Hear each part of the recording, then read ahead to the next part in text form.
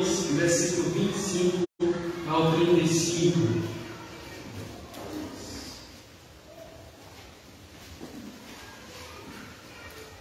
Evangelho de Lucas, capítulo 2, versículo 25 ao 35. Na palavra do Senhor nos diz assim: Havia em Jerusalém um homem chamado Simeão, homem justo e piedoso, que esperava a consolação de Israel.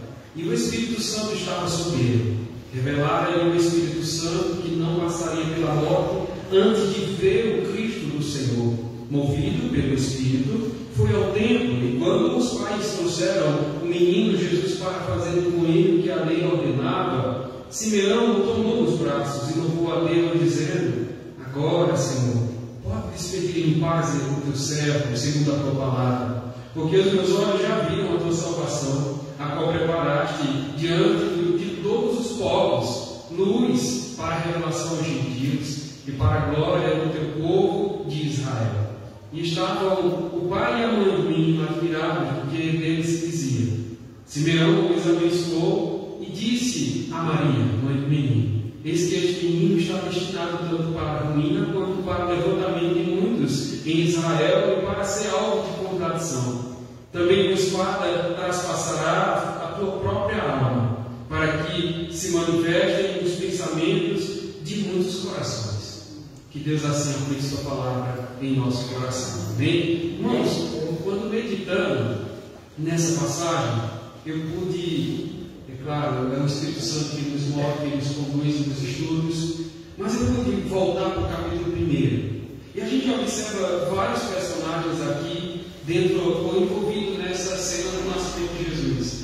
A gente pensa que são os personagens que é o alvo, né? que é para a gente focar e colocar os olhos nos personagens. Mas, irmãos, estudando direitinho e lendo essas passagens, você pode perceber que a pessoa principal dessas narrativas para a preparação do nascimento de Jesus não é Zacarias, não é Isabel, não é Maria, não é José, mas tão somente o Espírito Santo. Se você pode observar, é o Espírito Santo no capítulo 1, no versículo 15, quem vai informar acerca do menino João Batista. E vai dizer que esse homem será cheio do Espírito Santo. Se você passa a sua página da sua Bíblia, no capítulo 1 ainda, no versículo 35, são os anjos de Deus, através desse anúncio, que vai dizer que o Espírito Santo vai descer sobre a pessoa de Maria e ela vai se ver envolta nessa presença do Altíssimo, sobre a sombra do Altíssimo, e ela será preenchida ou cheia do Espírito Santo, de maneira como o presbítero estava dizendo no início, que não foi obra, não foi fruto, Jesus não é fruto, não veio por causa de José, mas é tão somente obra de Deus, é filho de Deus, é obra do Espírito Santo. Isso a gente sabe aqui no capítulo 1, versículo 35. Você desce mais um pouquinho, no versículo 41, quando na visita ali de Maria à pessoa de Isabel, quando diante uma da outra, e Maria então sauda quando chega na casa de Isabel, e a criança dentro do ventre de Isabel estremece, meus irmãos. E o texto vai nos dizer que Isabel então fica possuída pelo poder do Espírito Santo. Você corre mais um pouquinho os olhos e você vai perceber agora na pessoa de Zacarias. Lá no versículo 67 você vai ver sobre Zacarias dizendo o seguinte: o pai de João Batista será cheio do Espírito Santo quando então começa a profetizar e profetiza suas palavras. Chegamos então no capítulo 2, no versículo 26, 25 também, e você vai ver essa menção da pessoa do Espírito Santo 3 vezes. No versículo 25 diz que o Espírito Santo estava sobre Simeão. No versículo 26 vai dizer que era o Espírito Santo que conduzia os estudos de Simeão, revelando o que estava acontecendo para que ele discernisse os tempos. E no versículo 27, é o Espírito Santo que vai conduzir. A gente não sabe onde é que Simeão está, mas é o Espírito Santo que vai dizer assim: olha, vai até o templo, tem algo te esperando lá na porta do templo, vai até o templo, porque a resposta da tua oração que você vem orando há muito tempo, você vai se encontrar agora. Então, queridos, não tem outro personagem mais importante envolvido nesse nascimento de Jesus, senão somente o Espírito Santo. Amém? Veja que é Ele quem está preparando todas as coisas. Então, Perceba que nessas poucas palavras, meus queridos irmãos, a gente pode destacar aqui reações, algumas reações diante desse anúncio do nascimento de Jesus. Você observa euforia já em João Batista, mesmo estando no ventre da sua mãe Isabel. Você encontra também outra reação de Maria, uma submissão, uma entrega e um louvor de Maria, quando fica sabendo que será então usada por Deus para que o Salvador, o Messias, venha a este mundo. E você vai ver também reações dos anjos de Deus, quando ele montam com todo aquele coral lindo, maravilhoso no céu, e eles estão conduzindo toda a adoração a Deus, dizendo glória a Deus nas maiores alturas, e paz aos homens a quem Ele quer bem. Então percebam, irmãos, aqui dá para a gente perguntar para vocês: quais são as reações, meus queridos irmãos, que vocês têm quando estão comemorando o Natal, o nascimento de Jesus? Aqui, irmãos, percebam que a resposta a essa pergunta deve nos levar a uma reflexão tão sincera, irmãos, de maneira que a gente possa observar como tem sido o cristianismo que nós estamos vivendo. Você deve analisar a sua fé, você deve analisar a sua vida cristã, e você deve, então, ouvindo essa resposta ou essa pergunta, você deve responder de uma forma sincera: quais são as suas reações? E é sobre isso que queremos falar nessa noite, meus irmãos. O Natal e minhas reações. E, em primeiro lugar, irmãos, também sobre o Espírito Santo, eu quero usar, entendendo que é o Espírito Santo que nos move a essas reações. Em primeiro lugar, meus irmãos, perceba que o Espírito Santo ele nos desperta a termos uma esperança em Deus. É o versículo 25 ao versículo 27. Assim como aconteceu, meus irmãos, com Zacarias e com Isabel, você vai ver também acontecendo algo muito parecido com a pessoa de Simeão e com Ana. Ana aqui é a profetisa, nós não lemos, mas você pode ver depois no versículo 36 ao versículo 38. Algo muito parecido que acontece com Zacarias e com Isabel, acontece com Simeão. Esses irmãos aqui, irmãos, principalmente quando a gente fica informado por Lucas que Zacarias era um homem justo. Simeão também recebe também essas qualificações. Você observa no versículo 25, por ser um homem judeu, ele não somente porque era judeu, mas quem preservou essa integridade, essa moral desse homem foi o Espírito Santo. Prova disso é que ele é habitado pelo Espírito Santo. O texto vai nos dizer que esse homem era um homem justo, piedoso e que esperava a consolação de Israel. Observe, irmãos, que essa consolação de Israel é prometida desde o Antigo Testamento. E algo que nos faz observar aqui é que esse povo aqui judeu, ele tem algo que vai dificultar essa espera. Esse povo aqui espera, é claro que eu vou revelar aqui, é claro, com as palavras de Lucas, mas o que está aqui por trás, envolvido no contexto, é uma perda da independência política. O que acontece aqui com o rei Herodes, eles estão perdendo também a sua religião, que está sendo degenerada em algo como o legalismo dos fariseus e dos escribas, e também do mundanismo dos saduceus. Ele não tem mais profetas. Vocês percebem aqui que a gente está no período interbíblico, depois do período interbíblico, é dos 400 anos. Quando não tínhamos profetas, esse povo aqui não tem profeta, não tem a voz de Deus dentro desses 400 anos. Então, perderam o poder político. A sua religião já não era mais a mesma. Ele não tinha mais a direção dos profetas.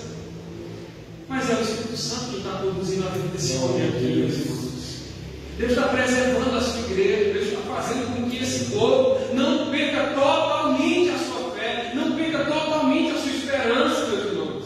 E Deus vai nos dizer que esse homem é um homem piedoso. E dentro do comentarista que eu encontro, esses homens e essas mulheres piedosas, eles oravam faziam a seguinte oração todos os dias: Senhor Deus, que eu possa ver, Senhor, a consolação de Israel. Imagina um homem piedoso todos os dias orando dessa forma, como que dissesse assim: Senhor, eu não quero morrer, Senhor, antes de ver a esperança diante dos meus olhos, antes de ver o Messias diante dos meus olhos, Senhor. Senhor, me dá me concede esse desejo no meu coração, Senhor. Me responde, Senhor. Algo muito parecido você vai encontrar ali no Evangelho de João, quando Natanael sozinho, reservado, está orando, aguardando, pedindo: Senhor, eu quero a confirmação, Senhor, é mesmo esse Jesus, o Messias, é esse mesmo Jesus que nós estávamos esperando. Ele se encontra diante de Jesus, ali no capítulo 1, versículo 42 e 43, Jesus é chamado pelo nome: Natanael, homem que não adoro, mas Senhor, de onde me conhece? Eu ouvi tuas orações, eu ouvi que você estava orando dessa forma. Então, irmãos, uma resposta de oração àquilo que acontece com Natanael, está acontecendo aqui com Simeão, meus irmãos. Ele está orando. Deixa eu dizer que ele havia nessa cidade um homem em Jerusalém, um homem justo, piedoso. E observe, irmãos, que mesmo diante de uma obscuridade, mesmo diante de uma degradação, do desespero, mas havia homens que tinham esperança, havia um homem que preservava sua fé, havia um homem que eram sinceros, havia um homem que estava indo na igreja, esperando, orando pela consolação de Israel, meus irmãos. Eu quero perguntar para vocês hoje, irmãos, como é que você tem aguardado? O Senhor não vai mais nascer mais, mas o Senhor está para voltar. Ele está para voltar. Eu pergunto para vocês: como é que vocês estão esperando a volta do Senhor? Vocês estão orando para que Deus preserve a sua integridade, a fé de vocês, a esperança de vocês. E o texto aqui nos convida a confiar no Senhor. Se como Ele prometeu, Ele cumpriu. E a nós pesa ou recebe, Deus reservou para a gente também promessas maravilhosas, dizendo ali quando Ele sobe aos céus, Ele diz: olha, mesmo Senhor, que você está vindo subindo, Ele vai voltar da mesma forma. Aleluia! Ele é o nosso Consolador, Ele é o Senhor dos Senhores. E lá o salmista no capítulo, Salmo 27, versículo 14 diz: espera no Senhor, anima-te, Ele fortalecerá o teu coração. Espera, pois, o Senhor. E a Bíblia está cheia, meus irmãos, dessas promessas. Em Filipenses capítulo 4, 19, Paulo vai dizer assim para os irmãos filipenses: confiem nele para ajudá-lo no tempo de necessidade. Pedro também, na primeira carta, no capítulo 5, versículo 7, diz: lancem sobre ele toda a vossa ansiedade, porque ele tem cuidado de vocês. Paulo ainda em Romanos, no capítulo 8, versículo 28 e 29, vai dizer assim: que todas as coisas, meus irmãos, cooperam para o bem ou contribuem juntamente para o bem daqueles que amam a Deus, daqueles que são chamados segundo o seu propósito, porque os que tanto conheceram também os predestinou para serem conformes à imagem do seu Filho. Meus irmãos, Deus tem trabalhado um plano maravilhoso para mim e para você. E esse plano é perfeito, irmão, hoje, num dia difícil, mas ele também é perfeito num dia bom. Esse plano de Deus vai se desenvolver até cumprir-se na pessoa de Jesus Cristo. E Ele vai fazer isso na sua vida, no dia bom, municipal, e no dia ruim também, principalmente. Confie nele, pacientemente. Estejam as coisas boas no seu contexto, ou estejam as coisas ruins também. Deus tem um plano perfeito. Aleluia! Irmãos, o Espírito Santo também nos conduz, nos convida no dia de Natal a adorar o nome do Senhor. O versículo 28 ao versículo 33. Percebam que agora eu vou trabalhar essas três menções aqui à pessoa do Espírito Santo. Mas quando o texto vai nos dizer no versículo 27 que o Espírito Santo convida Simeão para vir à igreja, vai até a igreja, e o texto vai nos dizer que ele guia. Veja, versículo 27, movido pelo Espírito Santo, foi ao templo. Naquele momento aqui, irmãos, o texto vai nos dizer que ele, veja, por ter o Espírito Santo sobre ele, por ter o Espírito Santo que o revela, agora chegou o dia quando está diante do Rei dos Reis, do Messias. Naquele momento ele louva ao Senhor. E havia um momento especial, meus irmãos, diante de Jesus, diante dele, apesar de ser uma criança, mas ele toma nos braços aquilo que parecia, ou que era, na verdade, de fato e verdade, a resposta das suas orações, que era algo concreto, não era mais algo que estava no campo das ideias ou das orações, mas era algo concreto, estava nas suas mãos, era algo que ele orava e ele agora tinha em suas mãos, meus irmãos. Ele foi deixando ocular. Ele viu o que ele orava, ele viu, ele contemplou com os seus olhos. Na sua oração, ele queria ver a salvação, ele queria ver o seu Messias, o seu rei, aquele que traria alegria de volta, traria luz, que vinha para iluminar novamente a sua nação, porque a sua nação se via em trevas, andava a passos a lançá-los diretamente no inferno, mas era preciso vir a luz. Abra sua Bíblia em João, no capítulo 1, quando o próprio evangelista vai nos dizer assim, no versículo 14, versículo 8, nos diz assim, veja, eu vou ler as menções aqui. No versículo 5 diz assim: a luz resplandece nas trevas e as trevas não prevalecem contra ela. Houve um homem enviado por Deus, cujo nome era João. Este veio como testemunho para testificar, para que testificasse a respeito da luz, a fim de que todos virem a crer por intermédio dele. E não era a luz, mas veio para que testificasse da luz, a saber, a verdadeira luz, que vinda ao mundo iluminava todo o homem. O Verbo estava no mundo e o mundo foi feito por intermédio dele, mas o mundo não o conheceu. E agora para o versículo 14, que fala a respeito de Jesus, que é essa luz. 14, o Verbo se fez carne e habitou entre nós, cheio de graça e de verdade, e vimos a sua glória, glória como do unigênito do Pai. Então, irmãos, percebam que Jesus é. Eu vou colocar aqui essa máscara, irmãos. Percebam que Jesus, então, irmãos, é essa luz que havia sido prometida.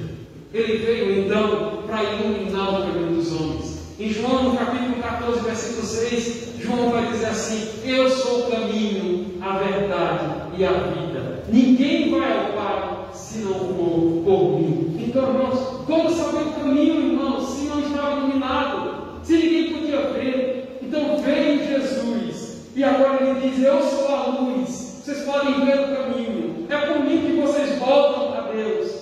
E Simeão aqui, irmãos, está diante dele. Ele sabe que é por ele que vem a luz. Ele sabe que é por ele que vem a salvação. Ele sabe que é por ele que Deus vai trazer a redenção para o seu povo. E não somente, irmãos, para o povo judeu. Simeão vai dizer e deixar claro que essa salvação, irmãos, ela vem também para o povo judeu, mas principalmente também, irmãos, para o povo gentil. Aquele homem estava tomado de uma emoção tão grande. Pegou Jesus no colo, nos braços, e ele vai dizer assim nas suas palavras: olha o louvor dele: Senhor, eu já estou pronto. Agora o Senhor pode descobrir o seu servo em paz. Por quê? Os meus olhos já viram a tua salvação, a qual preparaste diante dos teus povos, luz para a revelação aos gentios e para a glória do teu povo de Israel. Então percebam, meus irmãos, aqueles que estão diante de Jesus, nesse momento de culto, pouco importa o amanhã, pouco importa o amanhã, pouco importa o que vai acontecer daqui a 2 horas. Eu quero aproveitar o agora. É o que Simeão está nos ensinando, irmãos. É em Jesus que você encontra satisfação para a vida. É em Jesus que você encontra a alegria da sua vida. Não é momentâneo, irmãos, que vai agora e se vai daqui a pouco. Mas Simeão entende que é nesse menino, na pessoa de Jesus, que está a razão de viver, que está a vida eterna prometida para esse povo, meus irmãos. O apóstolo Paulo também experimentou, irmãos, quando ele teve contato com o seu Salvador. Lá em Filipenses capítulo 1, versículo 20 e 21, o apóstolo vai dizer assim: segundo a minha ardente expectativa e esperança de que em nada serei envergonhado, antes com toda a ousadia, como sempre, também agora, será Cristo engrandecido no meu corpo, quer pela vida, quer pela morte, porquanto para mim o viver é Cristo e o morrer é lucro. Essa é J.C. Ryle, vai dizer que ele fala aqui como que para quem a sepultura perdeu o terror e o mundo perdeu seu charme. Quando a adoração, meus irmãos, a Deus se torna algo que não fazemos apenas aos domingos, mas todos os dias, então a sepultura perde o seu poder aterrorizante, o mundo perde o seu charme. Percebam que é isso que Simeão está nos ensinando aqui nessa noite, meus irmãos. Adorar é viver para o Senhor. Nesse Natal nós devemos adorar a Deus, adorar porque Ele é Deus, adorar porque Ele é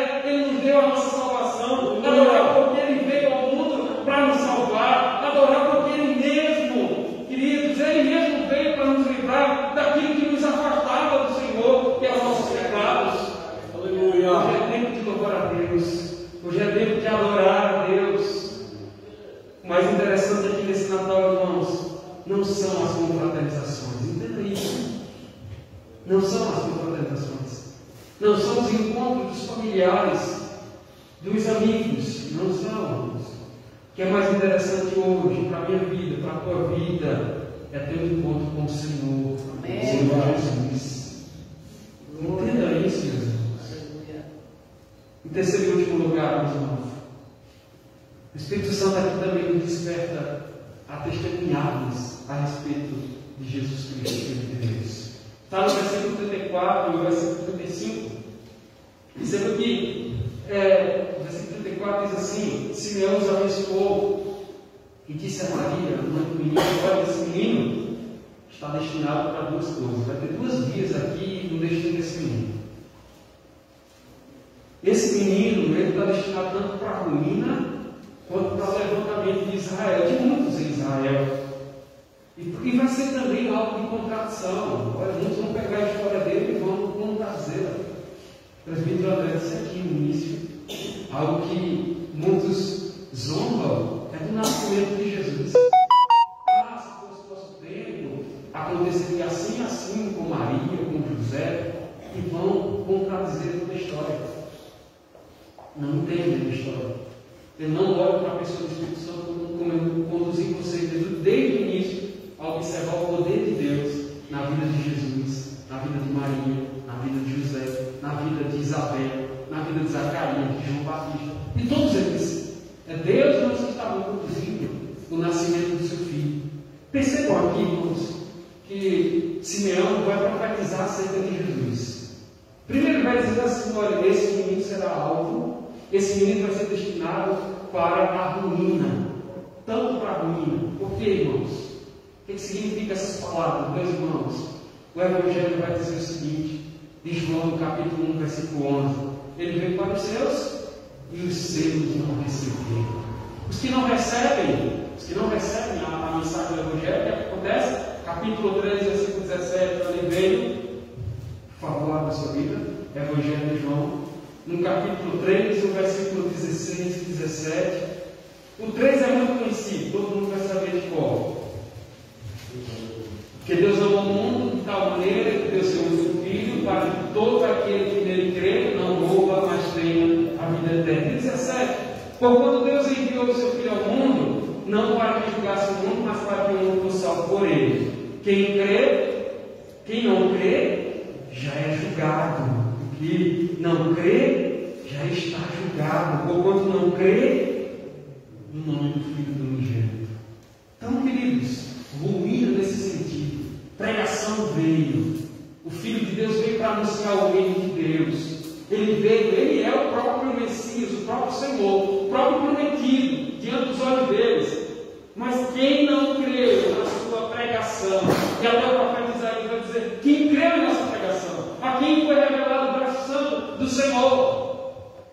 Quem olhava para aquele homem desprezado, aquele homem que não tinha glória em si, no seu corpo, não carregava joias, não era carregado nas carruagens reais. Enfim, irmãos, quem olhava para aquele Jesus, humilde, na humilhação dele, e não cresce nas suas palavras, já estava condenado. É o que diz a palavra. Simeão profetizou acerca disso. Olha, ele veio, e na sua pregação tem poder então para julgar, para arruinar. Ele veio, como diz a pregação de Pedro e Paulo, ele é a principal pedra. Quem olhar para a sua pedra, então se firmar nela, vai ter um ótimo fundamento. Mas quem olhar para essa pedra e não crer nessa pedra, vai ter um grande tropeço. Um grande tropeço. Então vai ser para a ruína. Vai ser para a ruína, irmãos. Então, em primeiro lugar, então, observe essa vertente então negativa da sua pregação. Quem não crê na sua pregação, então, será arruinado. Em segundo lugar, então, o próprio profeta vai nos dizer que esse menino veio, então, para o levantamento de muitos em Israel. No capítulo 1 de João, no versículo 12, também diz assim, depois que ele diz: olha, veio para os seus não receberam. Aí vem a conjunção adversativa. Ele vai dizer assim: mas a todos quanto receberam, deu-lhes o poder de serem feitos filhos de Deus, a saber, a todos os que creem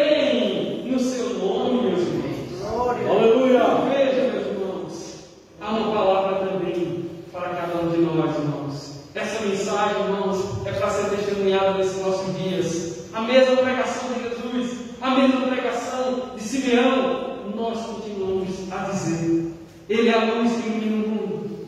E que muitos que rejeitam, ou que ainda hoje estão rejeitando, eles não querem mudar a história. João vai dizer assim, olha, no capítulo 3, ele continua dizendo assim, observe por favor, no Evangelho de João, capítulo 3, versículo 21, quem pratica a verdade aproxima-se da luz, a fim de que as suas obras sejam manifestas porque foram feitas em Deus. Antes, a luz, 19, o julgamento é este, que a luz veio ao mundo e os homens amaram mais as trevas do que a luz, porque as suas obras eram mais. Pois todo aquele que pratica o mal aborrece a luz e não se chega para a luz, a fim de não serem arguidas ou reconhecidas as suas obras. Então, irmãos, por opção, eles querem condenação, eles querem ruínas, querem condenação. Paulo vai dizer ali na carta aos Romanos, no capítulo 1, no versículo 18 em diante, ele vai dizer que Deus os entrega a uma condenação reprovável. Querem assim? Querem anular Deus em sua vida? Tá bem, então, vivam. Sabendo, irmãos, que o que reserva para esses homens, para essas mulheres que preferem essa vida, é a ruína.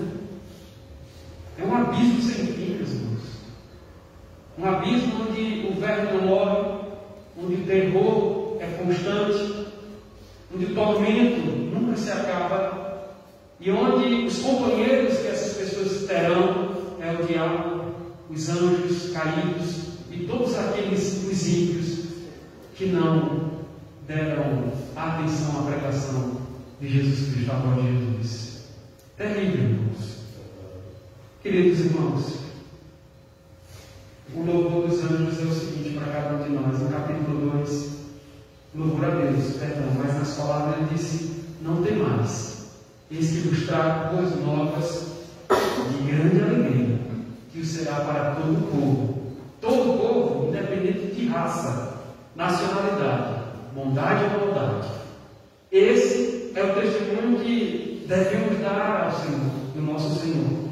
No Natal, temos que anunciar que Jesus é o Salvador. Temos que testemunhar que Ele fez novas as nossas vidas. Nesse mesmo Evangelho, Lucas vai dizer no capítulo 3, versículo 6, que João Batista percorreu toda a circunvizinhança, soando a sua trombeta e apelando para um mover universal. Ele disse assim: e toda a carne verá a salvação. Glória a Deus. Meus irmãos,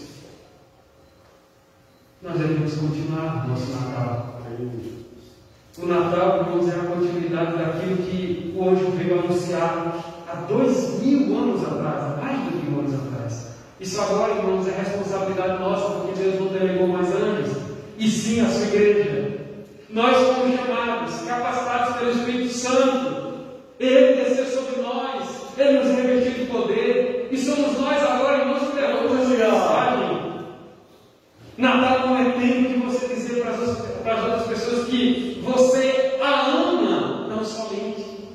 Natal é tempo de você dizer a essas pessoas que Cristo as ama e abrir o acesso de volta para Deus. Isso é que é o grande amor, meus irmãos. Deus que amou o mundo de tal maneira que deu o seu Filho. O maior presente é esse. Foi o que Deus nos deu, o seu Filho.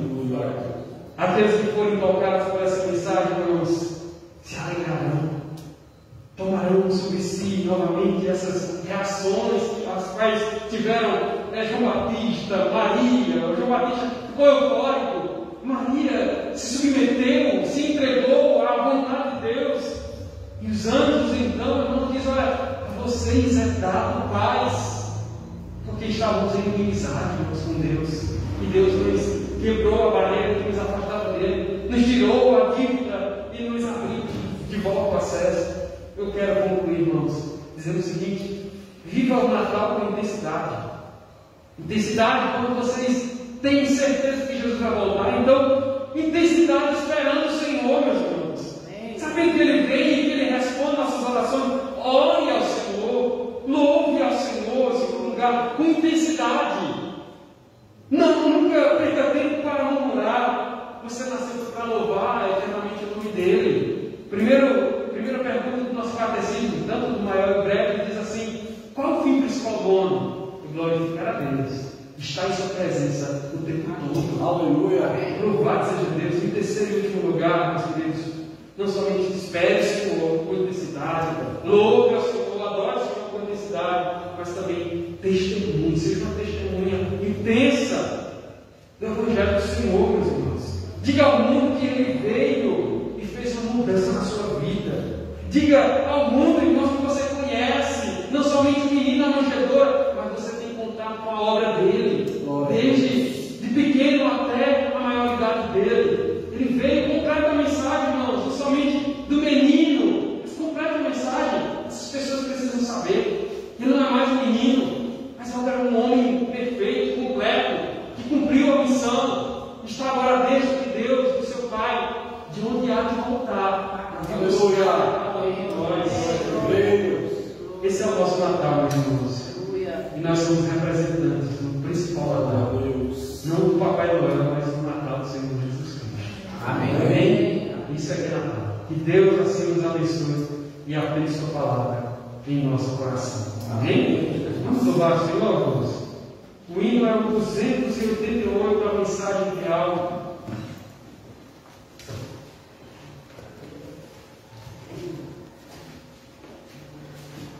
Temos em pé, irmãos, Aleluia, glória a Deus.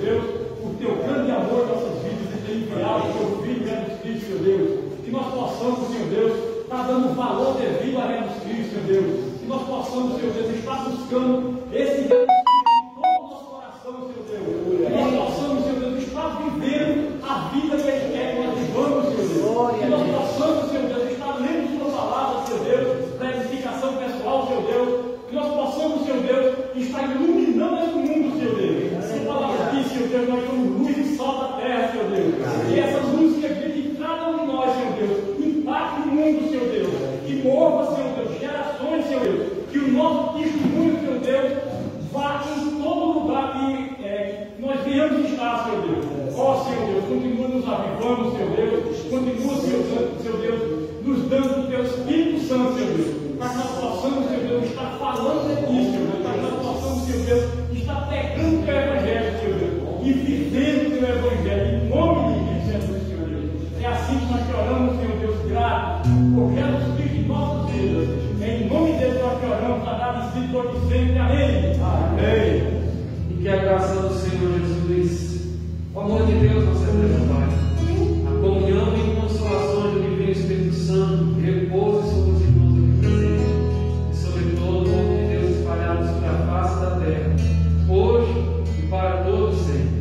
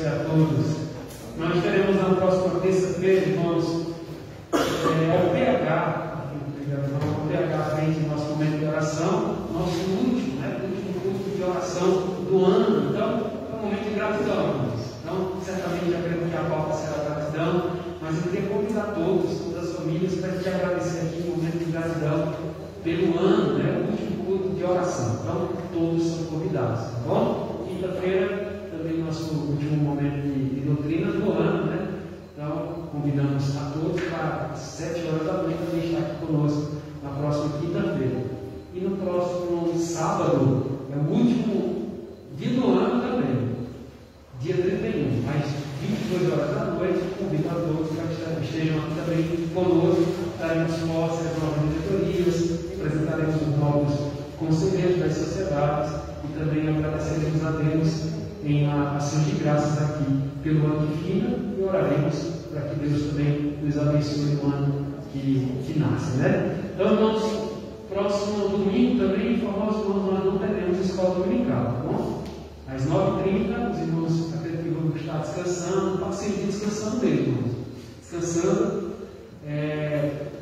E quando à noite, às 18 horas da noite, estejam aqui conosco para adorar o nome do Senhor, o primeiro culto do ano, no domingo, dia 1º, também é dia de ação de graças, né? Dia de oração, mundial de oração, esse mundial de oração. E apresentaremos também o calendário para a semana de oração, tá bom, irmãos? Somente? Não, tem mais nenhum, né? Então, irmãos, vamos até a porta para saudar os irmãos e conduzir os irmãos aqui para o nosso salão, onde também desfrutaremos de um jantar. Então, não saiam, irmãos, vão aqui para o lado, todos nós possamos então desfrutar dessa refeição, aquilo que a maioria dos irmãos aqui trouxeram, e vamos então desfrutar desse banquete. Vamos até